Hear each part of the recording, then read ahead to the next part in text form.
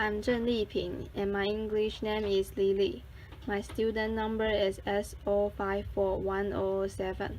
I'm the freshman. The title of the speech is Why You Should Talk to Strangers, and the speaker of the speech is Killstock. There are things we say when we catch the eye of a stranger or neighbor walking by. We say, "Hello, how are you? It's a beautiful day. How do you feel?" These sound kind of meaningless, right? And in some ways, they are. They have no semantic meaning. It doesn't matter how you are or what the day is like. They have something else. They have social meaning.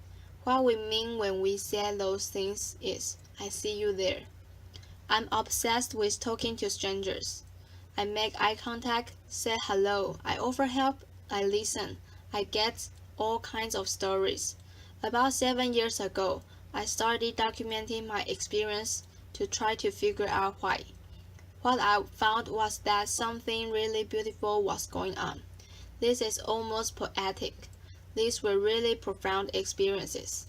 There were unexpected pleasures. There were genuine emotional connections. There were liberating moments. So one day, I was standing on a corner waiting for the lights to change, which I'm a New Yorker, so that means I was actually standing in the streets on the storm drain, as if that could get me across faster. And there's an old man standing next to me. So he's wearing like a long overcoat and sort of an old man hat. And he looked like somebody from a movie. And he says to me, "Don't stand there, you might disappear." So this is absurd, right? But I did what he said. I stepped back onto the sidewalk, and he smiled and he said, "Good, you never know. I might have turned around and zoop, you're gone." This was weird, and also really wonderful. He was so warm, and he was so happy that he saved me. We had this little bond. For a minute, I felt like my existence as a person had been noticed, and I was worth saving. The really sad thing is, in many parts of the world, we're raised to believe that strangers are dangerous by default, that we can't trust them, that they might hurt us. But most strangers aren't dangerous. We are uneasy around them because we have no context. We don't know that their intentions. We don't know what their intentions are. So instead of using our perception and making choices, we rely on this category of stranger. I have a 4-year-old. When I say hello to people on the street, she asks me why. She says, "Do we know them?" I say, "No, they're our neighbor." "Are they our friend?" "No, it's just good to be friendly." I think twice every time I say that to her, because I mean it. But as a woman particularly, I know that not every stranger on the street has the best intentions. It is good to be friendly, and it's good to learn when not to be, but none of that means we have to be afraid. There are two huge benefits to using our sense instead of our fears. The first one is that it liberates us. When you think about it, using perception instead of categories is much easier said than done. Categories are something our brains use. When it comes to people, it's sort of a shortcut for learning about them. We see male, female, young, old, black, brown, white, stranger, friend, and we use the information in that box. It's quick, it's easy, and it's a road to bias. And it means we're not thinking about people as individuals. I know an American researcher who travels frequently in Central Asia and Africa alone. She's entering into towns and cities as a complete stranger. She has no bounds, no connections. She's a foreigner. Her survival strategy is this: get one stranger to see you as a real individual person. If you can do that, it will help other people see you that way too. The second benefit of using our senses has to do with intimacy. I know it sounds a little counterintuitive, intimacy and strangers, But this quick interaction can lead to a feeling that sociologists call fleeting intimacy. So it's a brief experience that has emotional resonance and meaning. It's the good feeling I got from being saved from the death trap of the storm dreamed by the old man, or how I feel like part of a community when I talk to somebody on my train on the way to work. Sometimes it goes further.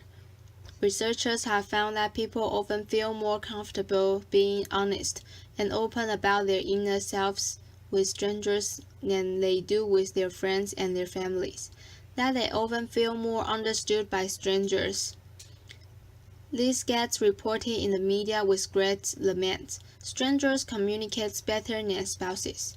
It's a good headline, right? I think it entirely misses the point. The important thing about these studies is just how significant these interactions can be, how this special form of closeness gives us something we need as much as we need our friends and our families. So how is it possible that we communicate so well with strangers?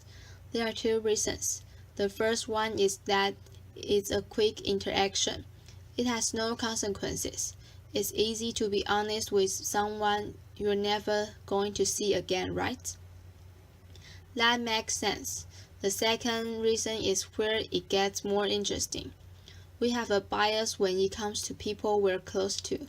We expect them to understand us. We assume they do, and we expect them to read our minds.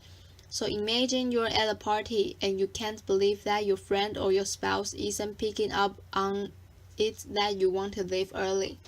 And you're thinking, I gave you the look. With a stranger, we have to start from scratch. We tell the whole story, we explain who the people are, how we feel about them.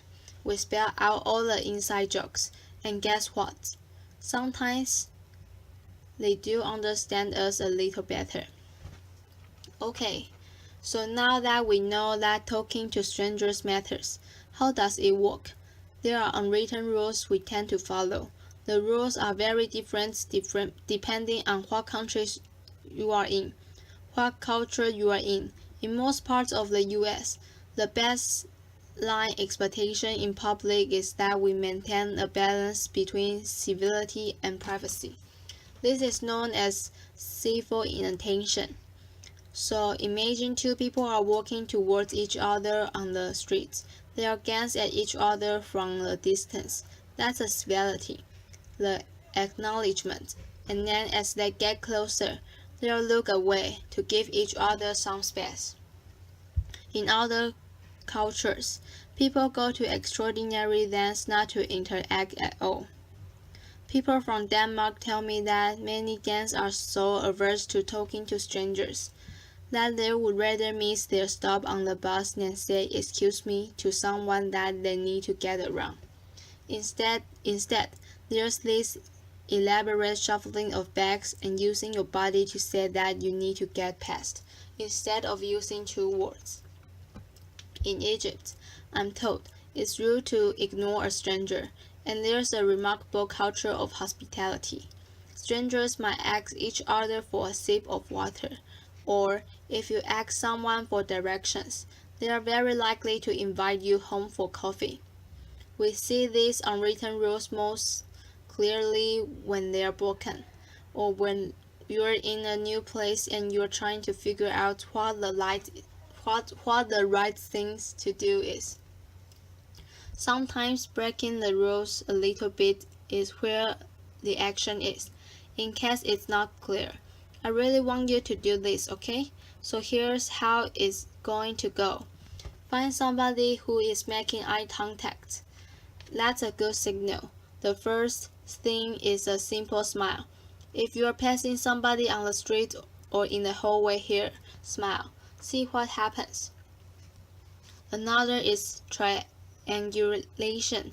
There's you, there's a stranger, there's some third thing that you both might see and comment on, like a piece of public art or somebody preaching in the street or somebody wearing funny clothes. Give it a try. Make a comment about that third thing, and see if starts a conversation. Another is what I call noticing. This is usually giving a compliment. I'm a big fan of noticing people's shoes. I'm actually not wearing fabulous shoes right now, but shoes are fabulous in general, and they are pretty neutral as far as giving compliments goes. People always want to tell you things about their awesome shoes. You may have already experienced the dogs and babies principle. It can be awkward to talk to someone on the street. You don't know how they're going to respond, but you can always talk to their dogs or their baby. The dog or the baby is a social conduit to the person, and you can tell by how they respond whether they are open to talking more. The last one I want to challenge you to is disclosure. This is a very vulnerable thing to do, and it can be very rewarding. So next time you are talking to a stranger and you feel comfortable, tell them something true about yourself, something really personal. You might have that experience I talk about or feeling understood. Sometimes in conversation, it comes up. People ask me, "What does your father do?" or "Where does he lives?" And sometimes I tell them the whole truth, which is that he died when I was a kid. Always in those moments, they share their own experiences of loss. We tend to meet disclosure with disclosure, even with strangers. So here it is. When you talk to strangers, you are making beautiful interruptions into the expected narrative of your daily life and theirs. You're making unexpected connections. If you don't talk to strangers, you're missing out on all of that. We spend a lot of time teaching our children about strangers. What would happen if we spend more time teaching ourselves? We could reject all the ideas that make us so suspicious of each other. We could make a space for change. Thank you. Applause.